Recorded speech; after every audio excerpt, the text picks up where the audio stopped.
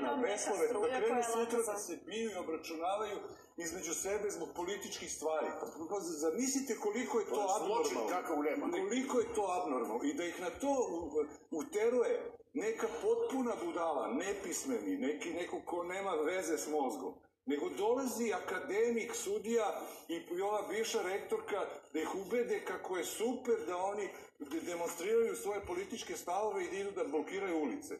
To je takva bizarnost, takav bezobrazluk, takva politička pedofilija, da to nikada nije viđeno u istoriji Evrope, a ne Srbije, nego Evrope. To ne postoji nigde u Evropi. Evo, taj Majić je oslobodio Gnjilansku grupu teških koljača ubica. Pusti ga što je oslobodio, on je čovjek koji je apsolutno dezorijentisan i to je ono najgore.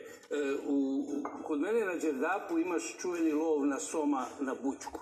Poznam. I bućkaš, buć i onda oni somovi izleću i tako je. Tako ovde sada bućkaš i ti samo viš kako somovi ispadaju.